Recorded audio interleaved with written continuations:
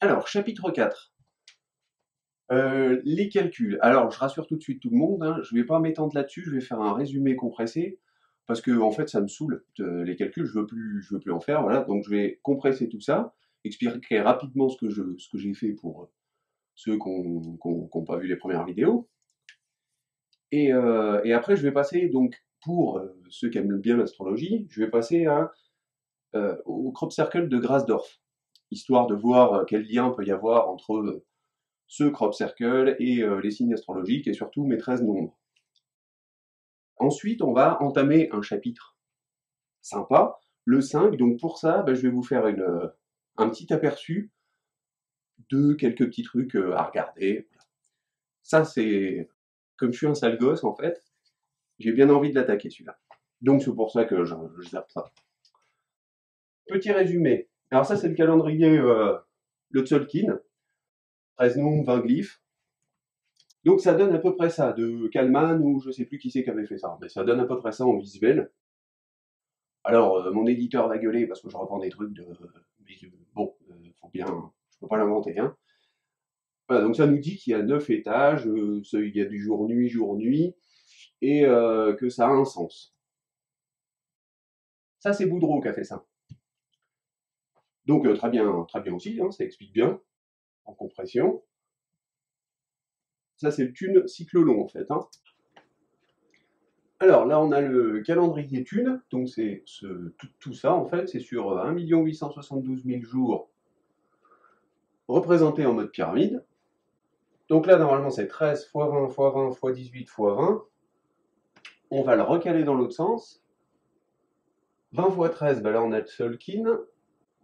Donc là, on se dit que si on enlève les 5 jours du Hab, les 5 jours qu'ils ont rajoutés parce que, pour faire 365, 18 x 20 x 13, là, on a le Hab.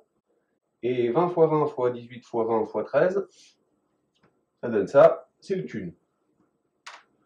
Donc moi, j'ai pris ça, ce qui m'a donné la base de mon calcul en secondes, et j'ai rajouté le cycle long derrière, j'ai rajouté un 13 devant, ce qui me donne exactement le même nombre de secondes que les 16,4 milliards d'années qu'ils trouvent avec le cycle long. Mais moi, c'est à la seconde. Donc, ce qui donne ça, ce qui donne 16 milliards d'années, sur 13 étages, ce qui me donne ça. Enfin, 14 si on compte que celui-là, mais c'est le même, en fait, hein. Donc 13 étages à la seconde. Voilà. Et qui me dit que le calendrier, alors que Maya, donc alors le Thune qu'on connaît, ça m'explique en fait qu'il n'est pas sur 1 872 000 jours, mais quand on fait 13 cases, il est un peu plus long, de moins 5000 ans. Donc en fait, j'ai rassemblé les trois calendriers. Thune, Hab, Tzolk'in et le cycle long, les quatre en fait, hein.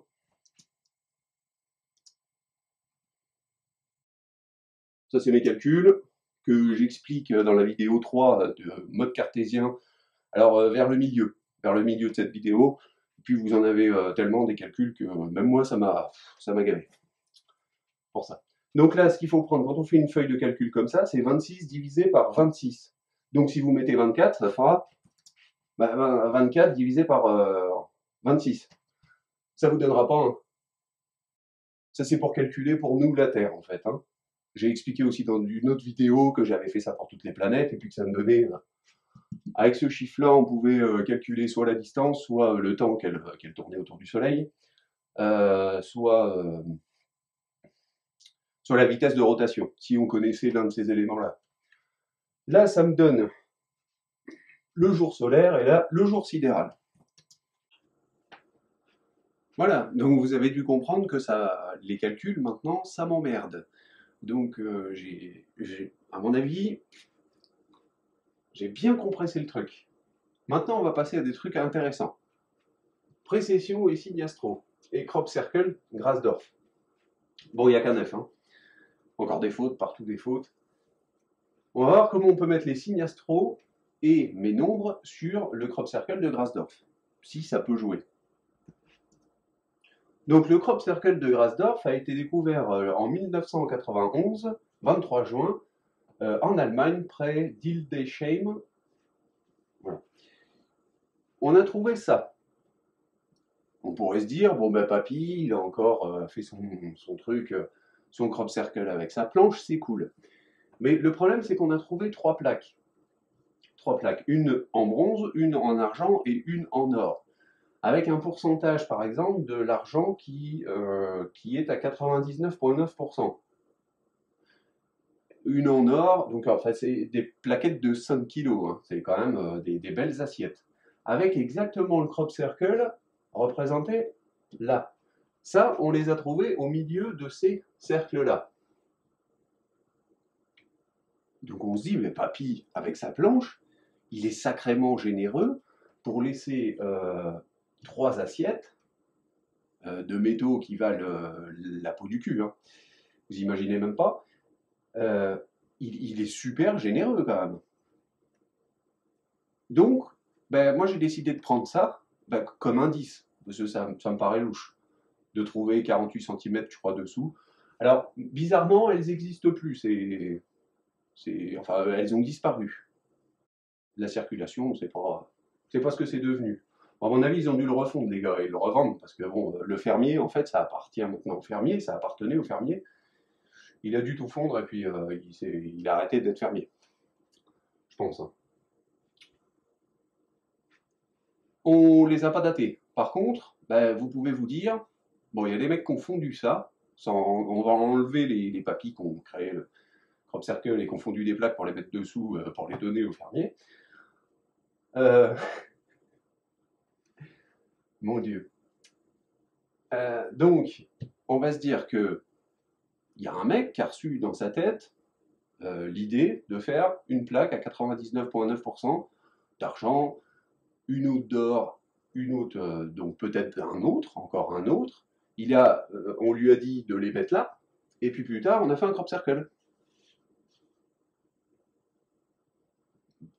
dessus, et on les a retrouvés. Donc ça, c'est mes nombres. 1, 2, 3, 4, 5, vous les connaissez. Donc on va les mettre sur le crop circle de Grasdorf. Donc 1, l'unité, l'énergie qu'il incarne est celle de l'initiation, l'ensemencement, feu et temps. Petite graine.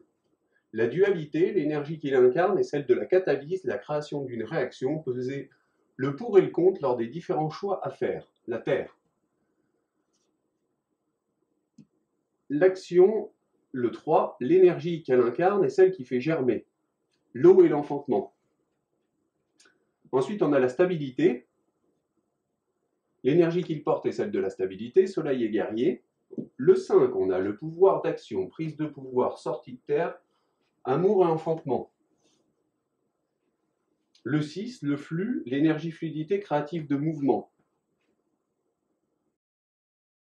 Le 7, reflet, l'énergie qu'il porte est celle de la révélation et de la prolifération, apporte une raison d'être aux objectifs en cours et à venir, la subsistance. Donc le 7, c'est le reflet.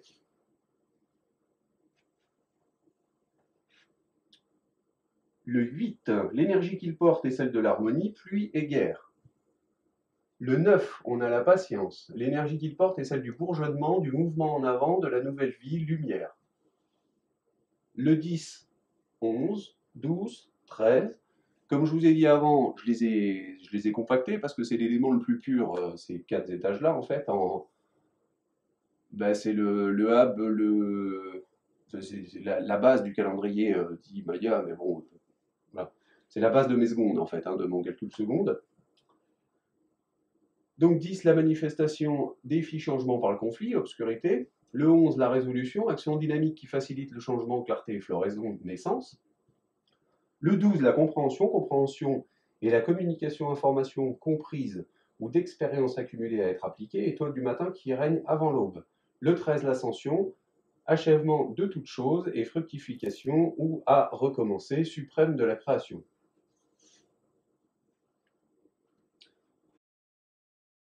à partir du 10, la manifestation, la résolution, la compréhension et l'ascension, ces étages-là, ils sont liés et ils apportent quelque chose. À partir de ce moment-là, ça avance. Ça avance vers... c'est les étages les plus purs qui existent. Maintenant, qu'est-ce qu'on va faire? On va faire la même chose, mais avec les 13 signes astro, en rajoutant le serpentaire. En face, j'ai mis mes 13 nombres, et on va commencer par le bélier. Bélier, commencement, action, violence. Là, je ne vais pas vous lire, hein, c'est des trucs que j'ai récupérés sur Google, en tapant bélier, signe astrologique, définition. Voilà, vous trouvez une définition, et vous voyez bah, si ça correspond au 1, unité, initiation, ensemencement, le dieu du feu et du temps. Bon, ceux qui s'intéressent à l'astrologie vont vite comprendre que c'est peut-être lié tout ça. Taureau, construction, enracinement, deux dualités, Gémeaux, dispersion, versatilité, Cancer, foyer, enfantement.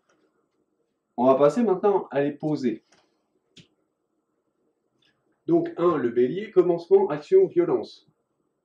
2, construction, enracinement, taureau. Ensuite, on a le Gémeaux, dispersion et versatilité.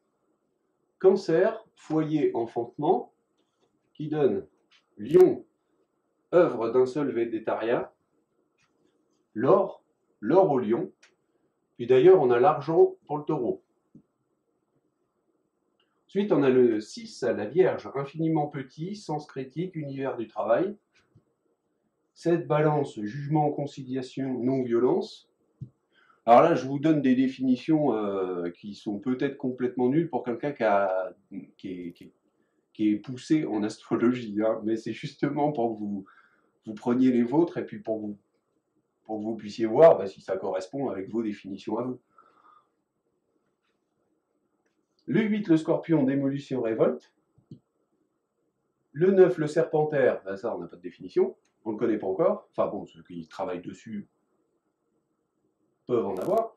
10, Sagittaire, expansion, principe. Capricorne, ambition, sociale, austérité. Le 12, Verseau. Le 13, le Poisson.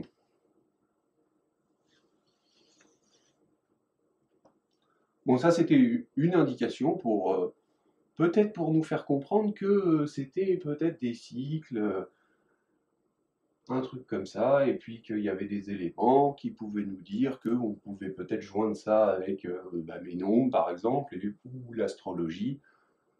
Voilà, donc si ça vous intéresse, bah, essayez de voir, d'analyser s'il y a moyen qu'il y ait une définition un peu plus poussée pour coller avec ça.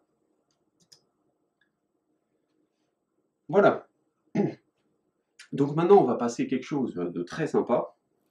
Je vais vous dire de vous donner des devoirs, en fait. Hein. Non, je déconne. C'est juste, si vous êtes intéressé par l'Apocalypse de Jean, puisque maintenant on va essayer de la coller sur le passé, pour voir bah, où ça se situe vraiment, en fait. Donc ça va être le chapitre 5, ça c'est un pré-chapitre 5, pour vous dire de la zioter un petit coup. Le chapitre 1, 2, 3, donc le 1, c'est un gars qui se présente à Jean en disant bah, « faut que tu m'écoutes, t'as des messages à faire passer, etc. » Donc prends une plume et puis un stylo et écris.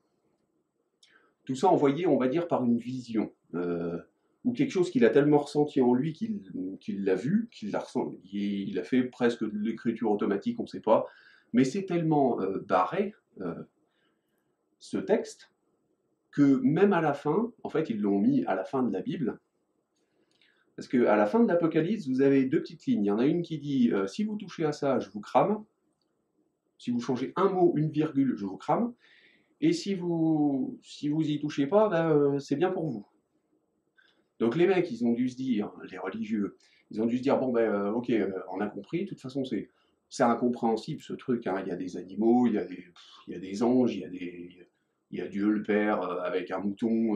Enfin bon, il n'y a aucun sens. Ça parle d'une apocalypse, mais bon, on a compris que apocalypse c'était révélation maintenant. En fait, c'est une indication peut-être de ce qui peut se passer dans le futur. Et comment la placer. Donc ils se sont dit, les gars, on va le foutre à la fin de la Bible. Donc vous avez la Genèse, dans la Bible en fait, hein. La Genèse, donc bah, comment Dieu a créé la Terre. Ensuite, vous avez Santa Barbara. Et en gros, vous pouvez résumer ça à aimez-vous les uns les autres. Vous êtes tous frères et sœurs. Ah, c'est aussi simple que ça. Et les mecs, une fois qu'ils ont fini Santa Barbara, ils se sont dit attends, là ça parle d'ange, de mouton, de machin, l'autre il a une vision, bon ben ok, hop, on calme le livre. Bon, c'est intéressant maintenant, il y en a beaucoup qui s'intéressent à l'Apocalypse, puisque on y est proche, on n'est pas proche de certains passages qui sont un peu effrayants. Et... Bon, bah, faut comprendre.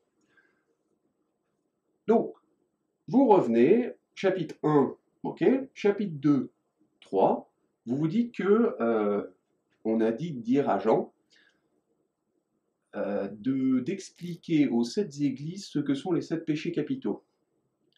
Si vous êtes curieux, vous arriverez à joindre les 7 péchés capitaux et les lettres aux 7 églises. On leur dire, fais pas ça parce que sinon je te vomirai de ma bouche, par exemple. Sois pas paresseux, ne sois ni chaud ni froid, sinon je te vomirai de ma bouche. Bon, ben tout ça, vous pouvez le caler. Et ensuite, le 4, un truc insensé. Chapitre 4, Apocalypse de Jean, ça vous dit que... En fait, ça fait monter Jean pour découvrir ce que c'est que la perfection.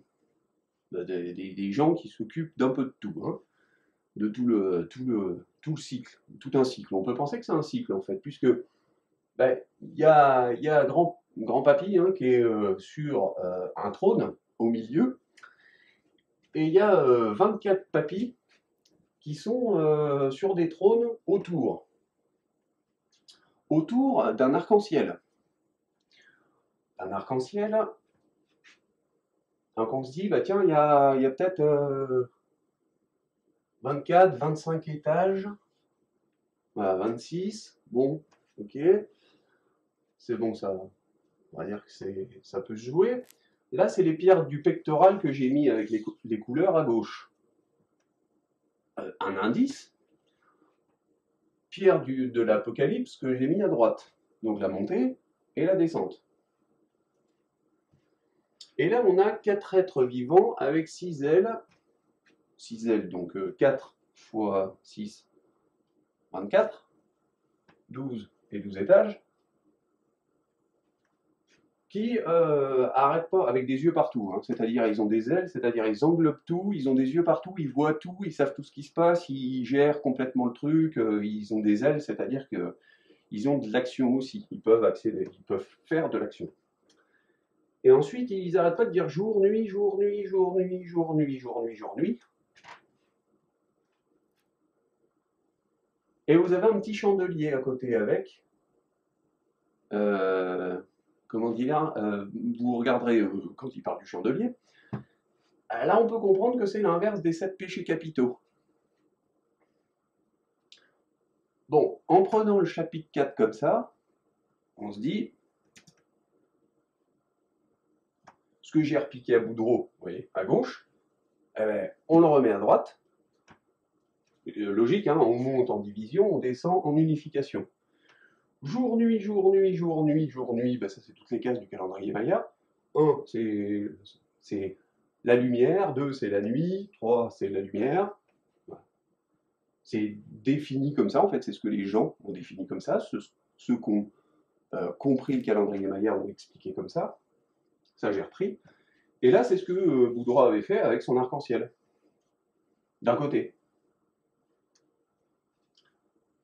Là, on se dit, bah tiens, là, normalement, il n'y avait qu'un étage avant. Avec mes secondes, il y en a 4 de plus maintenant.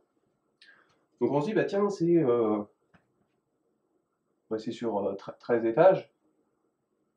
Il y en a un qui fait qu'on peut dire qui fait que 1. Il y a 12 étages de chaque côté, donc. Et ça fait 24. Voilà, donc là, vous êtes ici. Jean, il a expliqué ça là. Et là, c'était le début, moins 16,4 milliards d'années. Naissance, développement, enfance, découverte, intermédiaire, compréhension, vieillesse, sagesse, mort, décomposition. Plus 16,4 milliards d'années. Et là, attaquer l'Apocalypse de Jean avec cette vision-là, ça ouvre beaucoup de possibilités, puisque le passage d'après, en fait, on a l'agneau, quelqu'un qui dit, bon bah écoutez, on va claquer des sceaux maintenant. En gros, mon petit Jean, je vais te montrer comment construire un site parfait. Ah, tu dois expliquer ça. Si vous êtes intéressé. Par contre, le 5, ça va parler ça. Et puis après, bah, on va essayer de le caler. Voilà. Bon courage et puis à bientôt.